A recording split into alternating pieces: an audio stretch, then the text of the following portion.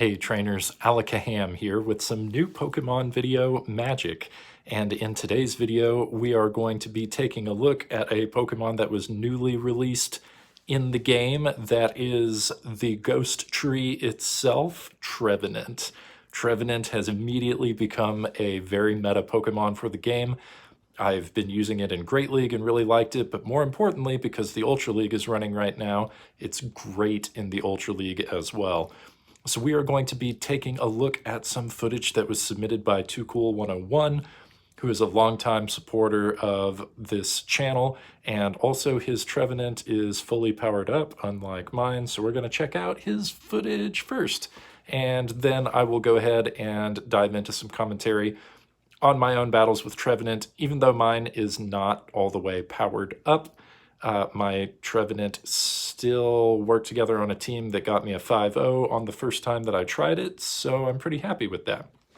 Also, you might notice there are some unusual Pokemon that TooCool is going up against in this particular match, and that's because TooCool has not been playing a lot of Go Battle League this season, so TooCool has just started again and is pretty early on, so he's hitting some very unusual Pokemon here, which means he's going to have to make some maneuvers that maybe you wouldn't expect against other kinds of teams. As you can see, he is running a Snorlax with Body Slam and Hyper Beam, as well as the Trevenant with Shadow Ball and Seed Bomb, and then in the back he has a Legacy Dragon Breath Charizard with Dragon Claw and Blast Burn. So those are the Pokemon on the team. And now that I guess I've gone through a whole battle trying to set this video up, I hope you've enjoyed what's going on in the background. I will dive into some more explicit commentary for the other two battle submissions from TooCool.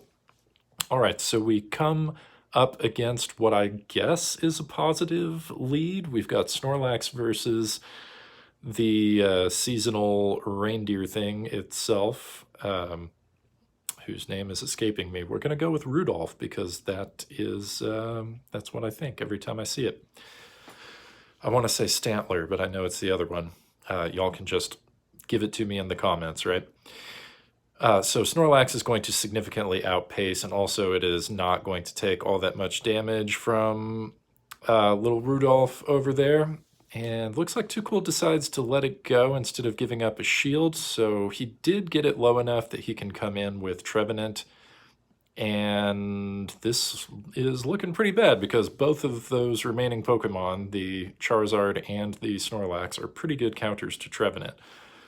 I have no idea why this opponent let that move through, but maybe because Trevenant is so new, they just weren't sure what moves were on the Pokemon. They were thinking grass type, it won't be able to hurt Charizard, but that is where Shadow Ball comes in clutch, and it charges so fast. Okay, so we're going for a Shadow Ball here. Not going to do that much because normal resists Shadow, but fortunately there are 2 shields left for TooCool, and it looks like that Snorlax was maybe using Snore, some kind of resting move that doesn't actually do damage, but that generates energy. So that was kind of odd. If the Snorlax had Lick, it would be doing super effective fast move damage, but I think TooCool would still have won that one because he had so much energy on the Trevenant and because he had 2 shields up anyway. All right, coming into another positive matchup here, Vaporeon is very spammy, just like the Snorlax, but Snorlax is going to spam out moves, again, equally as fast, but also it's going to be a lot bulkier. All right, so TooCool makes a great catch onto the Trevenant so that it can absorb that water-type attack and not have to worry about the damage too much. And then the opponent switches into a Darmanitan, which, unfortunately for them, does not have an Ice-type fast move. They could be doing super effective damage with a different moveset, and then TooCool makes a very good shielding decision to protect the Trevenant from that Ice Punch and preserves enough health to land a Seed Bomb against the Vaporeon. Little lag there, which is scary at this point, right? Because the Scissor almost farmed down the Trevenant there. It looks like he's going to let it go. Yeah, went ahead and let it go, but then, of course, there is Charizard in the back.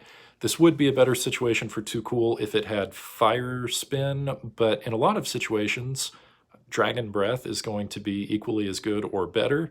And then, of course, it was enough to generate energy for Dragon Claw and wrap up the game there. Okay, so those were the battles from Too Cool. I really appreciate seeing the fully powered up Trevenant in the Ultra League. And what is showcasing on the screen right now is my own team with Trevenant and Swampert and Sirfetch'd. The basic logic here is that the biggest threats to Trevenant are going to be fire types plus Snorlax and Gengar. So I have Swampert for fire types and then Sirfetch'd as a fighting type to deal with the normals like Snorlax. And then, of course, Sirfetch'd has Night Slash to help deal with the ghost types as well. So we come up against a kind of strange lead. I don't see Electivire all that much. Oh, and by the way, this is in Premier Classic is where I'm using the Trevenant here. I decided to let this go through even though I figured it was an Ice Punch because I didn't think it was going to KO, and then we were just able to farm down and get a bunch of energy there. So I'm going to do as much damage as I can with the Trevenant, but it's going to go down pretty quickly to the Lick attack here from Snorlax.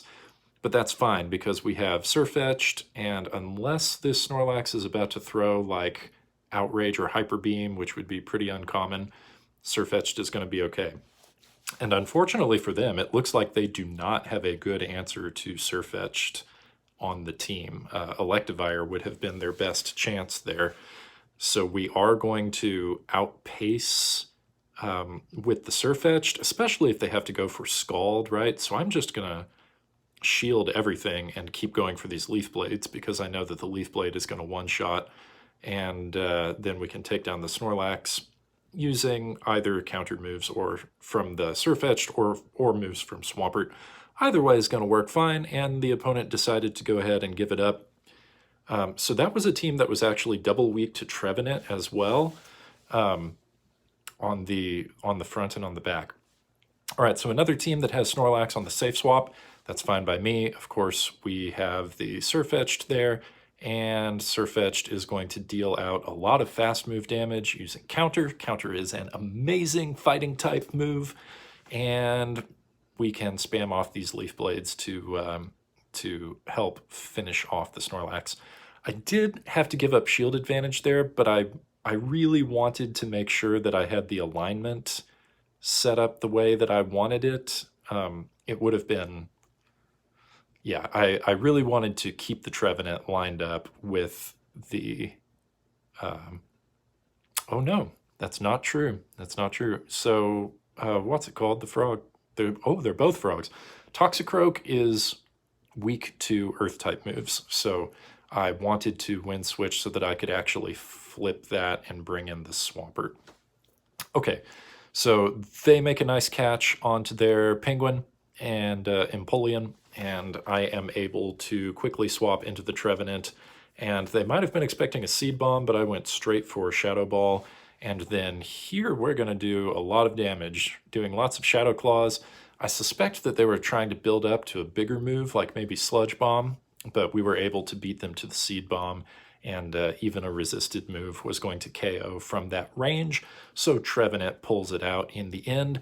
I am telling you, Trevenant charges so fast. As y'all probably know, Shadow Claw is an amazing fast move, so it gets to these moves very, very quickly. So they actually have a really, really good response to Trevenant in the Crobat. Those fast moves are going to do a lot of damage, and then the poison type moves are going to go a long way in terms of helping the fast move to beat Trevenant there.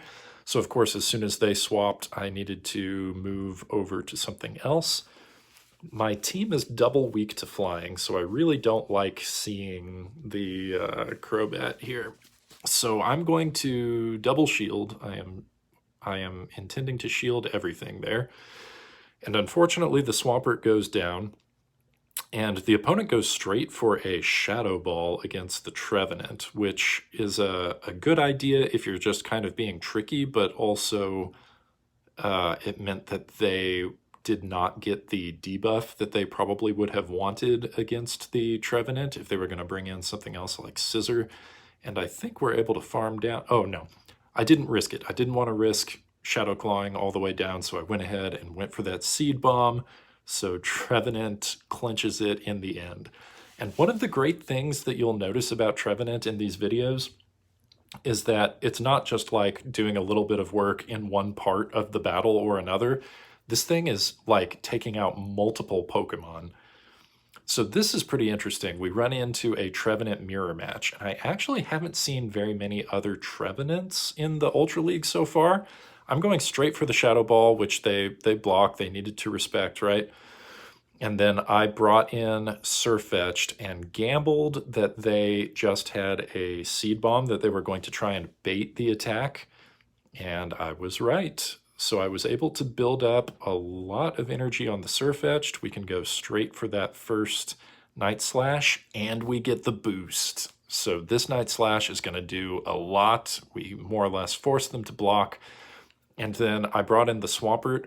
They decided to blind throw, so I had counted and they only had 3 Incinerates, which meant that I knew for sure that they did not have enough for a Solar Beam, and it was okay to let that attack through. Earthquake did not quite KO, so I made an aggressive swap into the Trevenant to Shadow Claw down on my opponent, and then we land that Shadow Ball, and again, getting to that Seed Bomb and closing with Seed Bomb. There have been so many times that we've seen Trevenant close by getting to a Shadow Ball and then quickly getting to a Seed Bomb before the opponent farms up enough energy to respond. So again, Trevenant opener, but also Trevenant closer. This thing has a very appropriate name. It does not want to die. It keeps coming back. Every time you think you've created some kind of swap to get away from it, it's going to return with a vengeance. I love Trevenant so much. Okay, so unique situation here. We've got the Sirfetch'd, and I am fully aware that this could have Night Slash, and I guessed correctly, it absolutely does.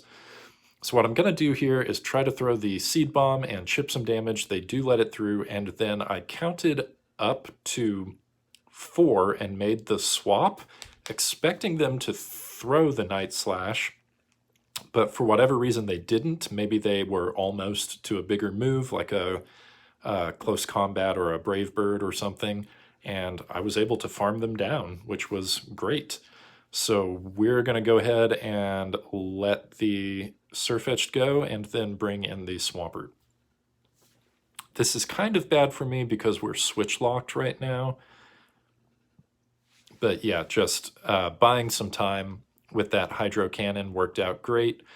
They go for the Hail Mary move, hoping that I wouldn't shield and they would get the Outrage through. But I did go ahead and shield because I definitely did not want to risk getting hit with an Outrage. And then we are able to Shadow Claw down. And again, Trevenant closes. We're throwing that Shadow Ball and KOing the Typhlosion. So hopefully this has been fun to hear kind of my thought process in using the Trevenant, and also just seeing this awesome Pokemon completely dominate. I've been having so much fun with it, and I hope that y'all are too. Let me know how you like Trevenant in the comments, and I'll talk to you next time, trainers.